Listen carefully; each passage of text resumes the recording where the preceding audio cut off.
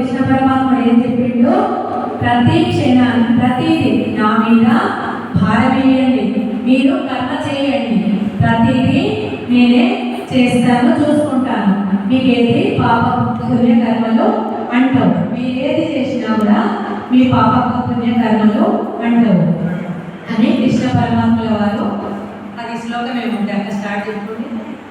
కర్మణ్యే వాధికారస్తే మా ఫలేషు కదాచన మా కర్మ ఫలహేతుర్భు మాతే సంగోస కర్మని.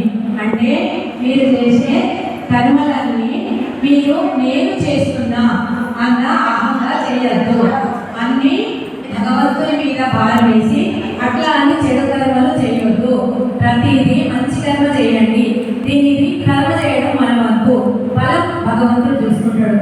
ఎప్పుడైతే మనము విశ్వానికి అంటే ప్రకృతి భగవంతుడు ఒక మంచి కర్మ చేసినామంటే 10 చేతుల మనకు భగవంతుడు మనకు మంచి కర్మ మంచి సత్ఫలితాలు మనకు అందిస్తుంటాడు తప్పకుండా.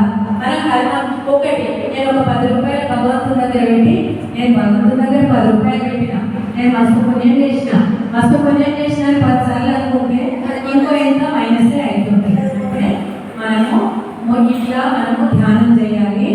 నేను నా ఇంట్లో పిరమిడ్ కట్టుకున్నాను పైన, నా ఇంట్లో రోజు ఈ సత్సంగ జరుగుతుంది, రోజు పిరమిడ్ ధ్యానం గురించి అరగంట ధ్యానము, అంతా భగవద్గీత ఈ ధ్యానం గురించి జరుగుతుంది.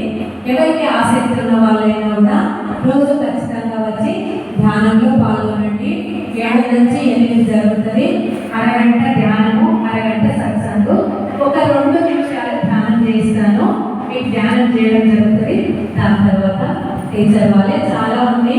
మనము ఎల్లకాలము ప్రతి మనిషి ఈ భూమి మీదకి కష్టపడడానికి రాలేదు, ఎవరిని విమర్శ చేయడానికి రాలేదు, జన్మలు ఎత్తడానికి మళ్ళీ జన్మలు తీసుకోవద్దు, అన్నీ మన కర్మ తగ్గించుకోవాలి, మనము మళ్ళీ మంచి జన్మెత్తి మన కర్మ తగ్గించుకోవాలి.